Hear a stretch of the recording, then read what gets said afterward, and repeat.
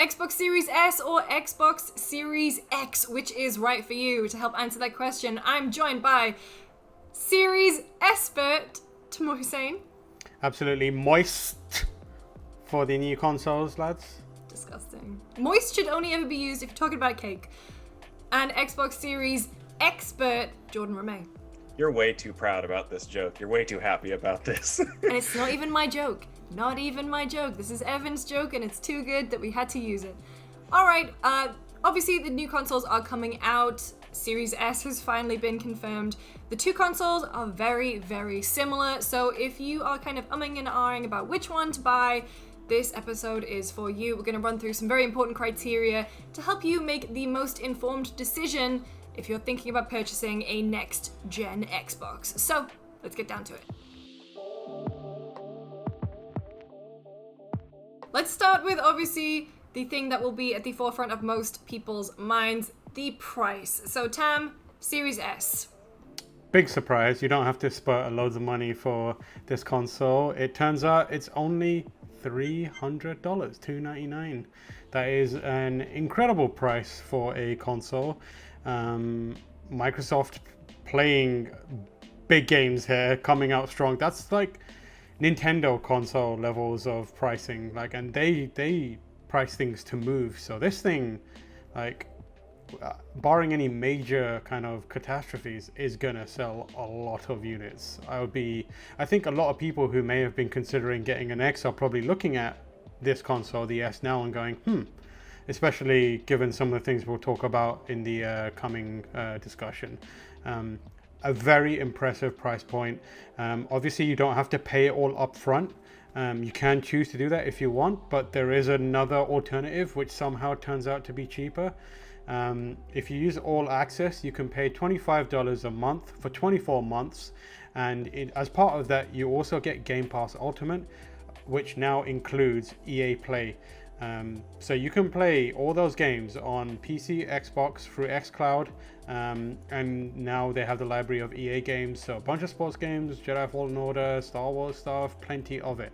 So no upfront cost, you get a very impressive suite of services, and it's all for $300.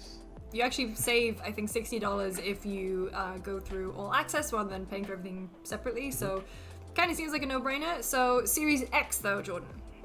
So Series X is the very traditional console costing $500, which I think everyone was kind of expecting going into this before Microsoft even announced it. You're getting your typical upgrade in specs that comes with a next-gen console. You're getting the disk drive that you would normally expect. The Series X is the traditional, you want your normal new Xbox, and it's normally traditionally cost at $500 for something like that for a new console. So nothing surprising, nothing really like super worth talking about. As Tam said, the Series S is like this incredible deal that's Nintendo pricing for a next-gen Xbox console. Series X is kind of more for the, I would say, maybe more hardcore Xbox people who are just like, this is my primary gaming machine, and I want to put all my money here.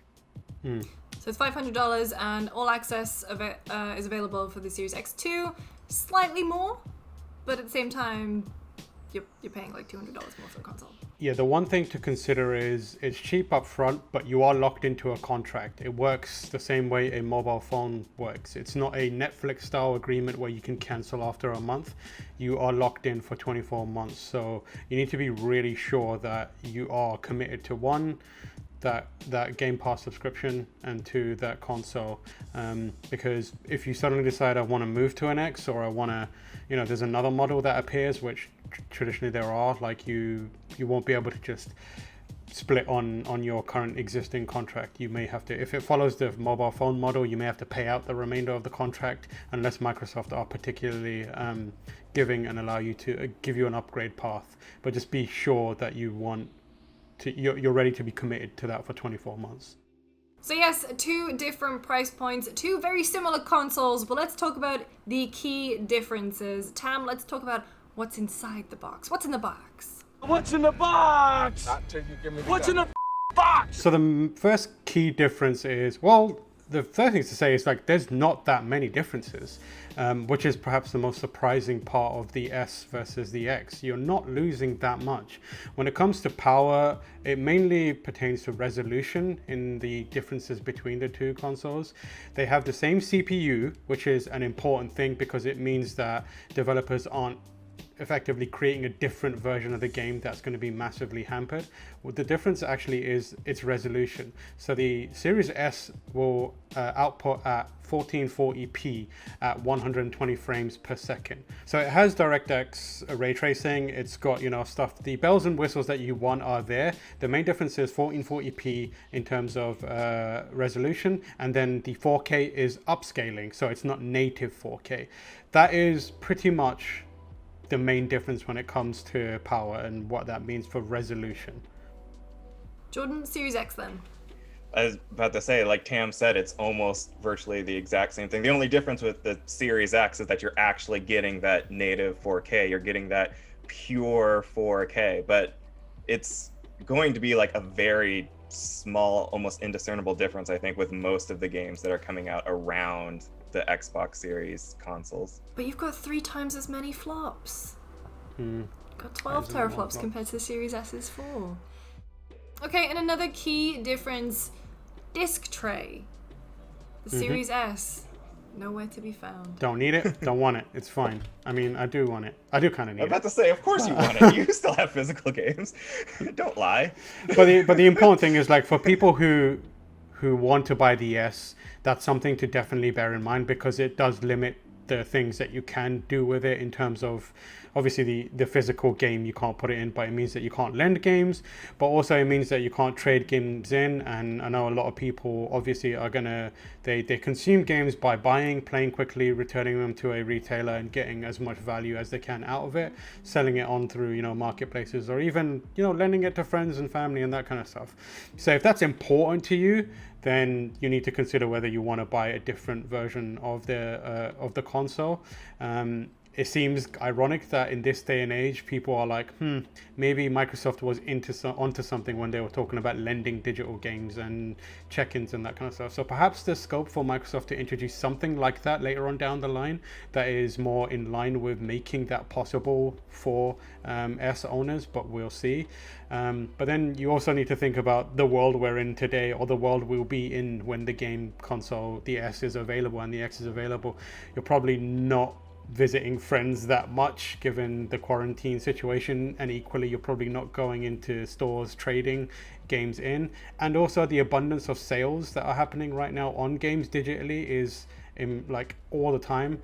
And then on top of that, Game Pass, like the chances that you'd be doing or getting a physical disc are much less, so that's something to also consider. And that's the thing, really, when you think about Game Pass, the last couple of showcases that Microsoft have had, they've been saying huge games like Fable, things like Halo, they're going to be coming to Game Pass day one.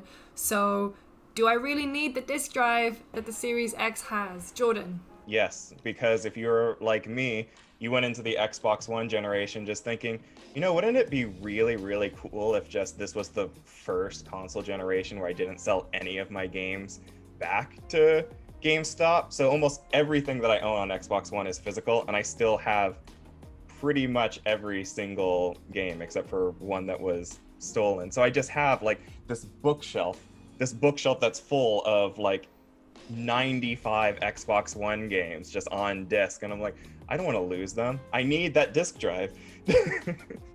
Alright, console size. Jordan, because we know the exact dimensions of the Series X, I'm going to come to you first. It's a chonky boy. It's pretty big. He's thick. Extra thick! Yeah, it's like the size of, what was it that Peter used to say? 3 Xbox controllers stacked on top of each other and like 2 Xbox controllers deep. 1 controller wide, 1 controller deep, and then 3 controllers stacked on top of each other, tall. Something like that. Like, the exact dimensions are like 15 by 1 centimeters by 15 by 1 centimeters by 30 centimeters. I am fortunate enough that I have an open, like, dresser top that I put my consoles on, so I have space for this obelisk, for this fridge of an Xbox. But does everyone? Like, do you have space for that? Do you know where you're gonna put it? I have space for it, but not if I also want a PlayStation 5, which I do. So I'm going to have to figure out that situation at some point in time. So yeah, that's a very important thing to take into consideration. That the Series S. God, the names, man, the names. Series S. Tam, how much smaller is it?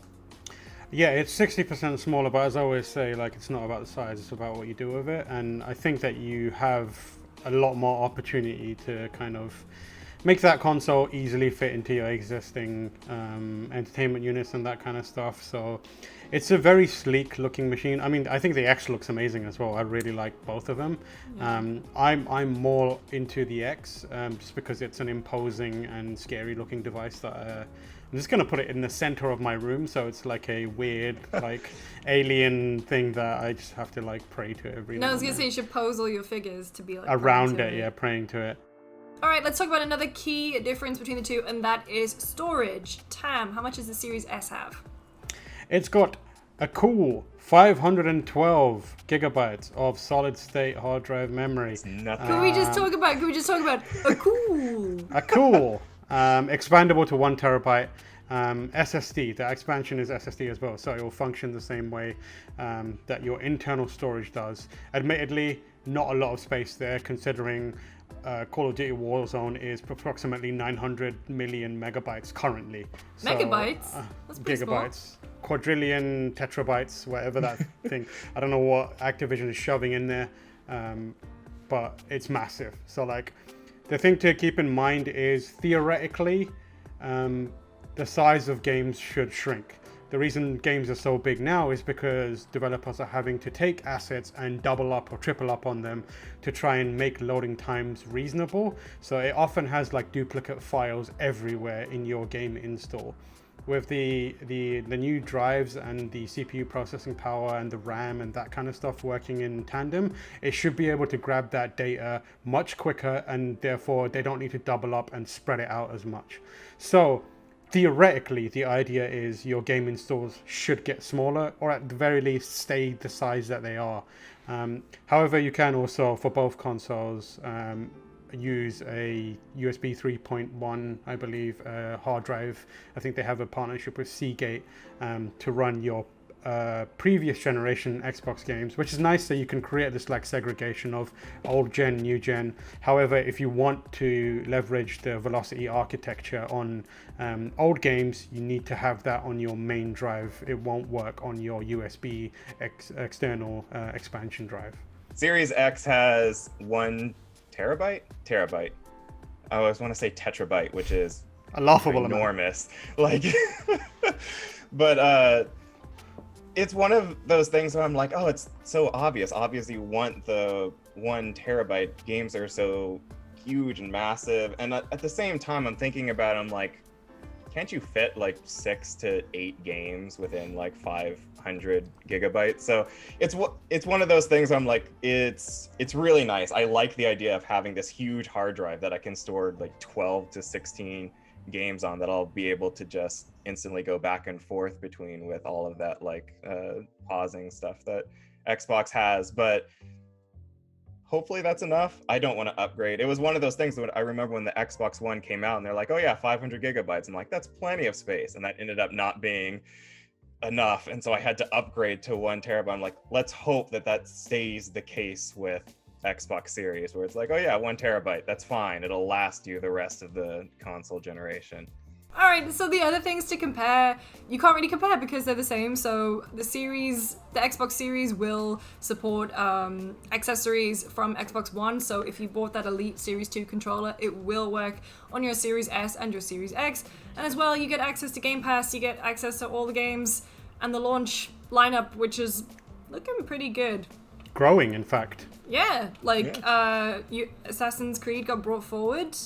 It was originally going to launch a few days later, but now it's going to launch on release day, which is November 10th. So you got things like Marvel's Avengers, Yakuza Like a Dragon, Assassin's Creed, Watch Dogs, Fortnite obviously, FIFA, NBA, Dirt, Gears Tactics, Tetris Effect, and Falconeer. And Gears World Rally Tactics. Championship 9. Gears Tactics, as we all expected, making the jump from PC to Yeah, console everyone knew finally. that would happen. To the console that looks like a PC. Yeah. Also, I don't think it's here, but like at some point, Microsoft Flight Simulator is going to be available on console. So please be excited for flying. But basically, you get the same. You can use the same accessories, and you get the same launch lineup. So those are the key differences if you're in the market for a new Xbox. Tam, I know we kind of arbitrarily assigned you the Series S, but which way are you leaning? I am going to be getting an X because I'm a gamer. I'm kidding. No, because I think like just the aesthetically, I think the most impressive thing, the big takeaway is how amazing it is that these two consoles are effectively the same thing, and the price Big Golf is insane. Well, see you later. Well, see you later. Big gulps, huh? Hey, guys. Oh, big gulps, huh? All right. Well, see you later. So that's like, I mean, like, I'm not one to applaud corporations, but well played. Phil sponsors, delivers for us. That's impressive. Delivers Big- smartly. Yeah, Big Phil killed it. But I'm getting an X. Jordan? A week ago, I would have agreed with Tam, but I think I'm going to go with Series S, honestly. Wow. I think I'm going to go with the cheaper, smaller one and then put most of the money towards PlayStation 5, hoping that within 2 or 3 years we get a new Xbox that I will then upgrade to at that point. But I like $300 is a very attractive number for a next-gen console, and there's nothing screaming at me at launch that makes me think, oh yeah, I definitely want the power of the Series X for this game. Yeah, I mean, I am still very much weighing it up in my mind, but I think ultimately I'll probably go with Series X. We were talking before we shot the episode, but it's like just knowing that there's a more powerful version out there is like inside my head. I'm going, but I want that one. But also, Yes. I would like to kind of future-proof for as long as I can. So I think I'm gonna go X. Also, So- everything is black in here, so aesthetics, mate. It's important. That's how I feel about my brother. I hate that there's a more powerful version of me out there. All right, that does it for this episode of Generation Next. Tam, where are you on Twitter? I'm on Twitter at TamoorH. Jordan, where are you on the Twitters? JM Ramey? And I'm at Lucy James Games, and we'll see you next week. Maybe Sony will announce something. Maybe. I'd just like to say I have two brothers, so Yeah, I was if the gonna other one say. is watching, you're also powerful. I like you very much.